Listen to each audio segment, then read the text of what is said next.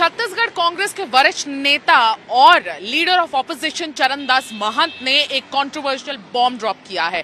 छत्तीसगढ़ की राजनीति में भूचाल आ गया है और सरगर्मी तेज हो गई है। जब से लोकसभा इलेक्शंस के लिए नामांकन भरने की प्रक्रिया शुरू हुई है, तब से कांग्रेस के जितने भी स्टार कैंपेनर्स हैं, ए लिस्टर मिनिस्टर्स हैं, वो सारे ही अपने अपने साथियों का नामांकन दाखिल कराने उनके लोकसभा सीट में गए। अब छत्तीसगढ़ की सबसे वीआईपी सीट राजनांदगांव मानी जा रही है, क्योंकि उससे कांग्रेस ने अपने सबसे बड़े चेहरे पूर्व मुख्यमंत्री छत्तीसगढ़ के भूपेश बघेल को मैदान में उतारा है। अब इस बार बीजेपी के संतोष पांडे हैं, लेकिन वहां के कैंपेनिंग में चरणदास महंत क्या ऐसी बात कर गए जिसकी वजह से पूरे देश में जो देश की पॉलिटिकल सरगर्म हो चुकी है, वो हम आपको इस राउंड अप में बताएंगे। नमस्कार, जय जौहार, मेरा नाम सुमीर राजप्पन है। मैं आप सभी का स्वागत करती हूँ छत्तीसगढ़ राउंड अप पर। आज का जो टॉपिक है वो एक ऐसा टॉपिक है जिसमें मुझे आपके फीडबैक की बहुत ज्यादा जरूरत पड़ेगी, क्योंकि मैं जानना चाहती हूँ कि लोग ऐसे जब एपिसोड होते हैं तो उसमें लोग कैसे रिएक्ट करते हैं। आप प्लीज अपने ओपिनियन इस एपिसोड के अंत में कमेंट सेक्शन में जरूर डालिएगा। अब सुनिए कि चरणदास महंत ने राजनांदगांव में जब भूपेश बघेल अपना नामांकन भरने गए थे, तो नामांकन भरने के बाद एक जनसभा संबोधित किया था। उस जनसभा संबोधित करने के बाद कांग्रेस के कई वरिष्ठ नेता, माफ कीजिए, कई वरिष्ठ लीडर वहां से लोगों को जिन्होंने संबोधित किया, उनमें से सबसे बड़ा नाम था चरणदास महंत, क्योंकि वो आज की डेट में लीडर ऑफ ऑपोजिशन है और बहुत ही रिस्पॉन्सिबल पोजीशन पर बैठे हैं। लेकिन उनके स्टेटमेंट से ऐसा बिल्कुल जाहिर नहीं हुआ, क्योंकि उन्होंने बहुत सारे डेरोगेटरी रिमार्क्स बोल दिए, कंट्रोवर्शियल रिमार्क्स उन्होंने दे दिए।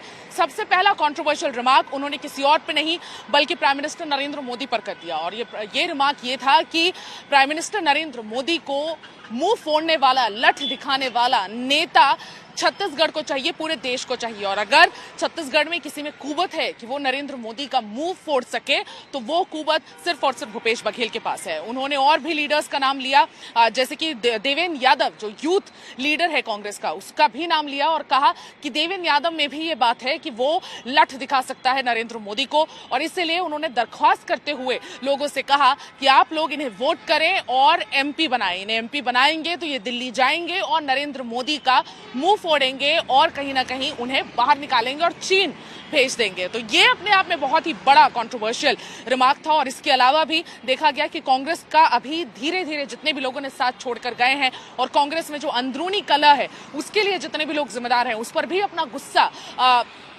दिखाते हुए चरणदास महंत ने बहुत खरी खोटी सुनाई। और उसके अलावा इंडस्ट्रियलिस्ट, हरियाणा के इंडस्ट्रियलिस्ट, पूरे देश के इंडस्ट्रियलिस्ट नवीन जिंदल पर भी निशाना साधा और कहा कि नवीन जिंदल जैसे लोगों को भूपेश भाई हमें कभी कांग्रेस में नहीं लेना है, क्योंकि ऐसे लोग कभी भी किसी भी पार्टी के साथ बने नहीं रहते हैं। तो ऐसे सारे कंट्रोवर्शियल रिमार्क किए, लेकिन सबसे बड़ा टेक अवे तो यही था कि प्राइम मिनिस्टर नरेंद्र मोदी का सर फोड़ने की बात कही।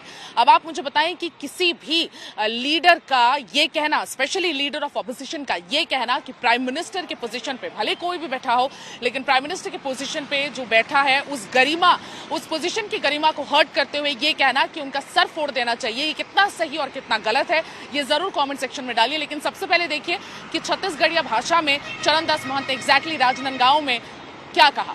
एक संरक्षक चाहिए, अच्छा लाठी धर के बांधने वाला। नरेंद्र मोदी के खिलाफ अगर कोई लाठी धर के खड़े हो सकते तो तुम्हारे सांसद खड़े हो सकते।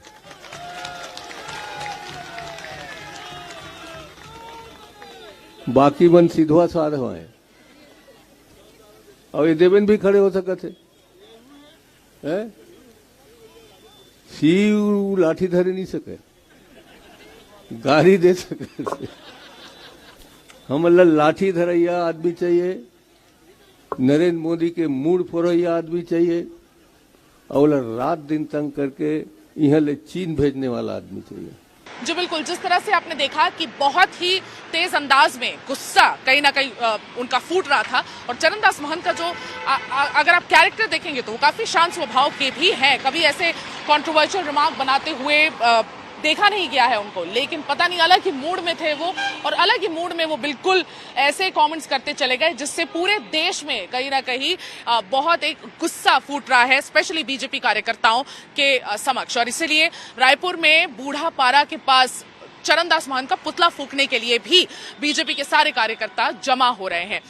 और मैं आपको ये भी बता दूं, भारतीय जनता पार्टी ने भी इस पर काफी तगड़ा एक रिस्पांस दिया है। छत्तीसगढ़ के मुख्यमंत्री विष्णुदेव साय ने किया है कि अगर लट चलेगी कभी भी प्राइम मिनिस्टर नरेंद्र मोदी पर तो मेरा सर सबसे पहले होगा, और मैं नरेंद्र मोदी का परिवार हूं और इसलिए मेरा सर तत्पर है नरेंद्र मोदी के लिए। तो इस बयान को भी सुनिए कि किस तरह से ये बयान उन्होंने दिया। और भारतीय जनता पार्टी ने इसके बाद बिल्कुल ट्विटर पे ये ट्रेंड ही करा दिया कि मैं नरेंद्र मोदी का परिवार हूं, लट चलाना है तो मुझ पर चलाइए। तो ये भी छत्तीसगढ़ में अभी काफी ट्रेंड कर रहा है। लेकिन सबसे पहले सुनिए कि विष्णुदेव साय छत्तीसगढ़ के मुख्यमंत्री ने क्या कहा, फिर आपको हम बताएंगे कि नितिन नवीन जो छत्तीसगढ़ के इंचार्ज हैं भारतीय जनता पार्टी के, उन्होंने क्या कहा। पहले सुनिए विष्णुदेव साय का बयान।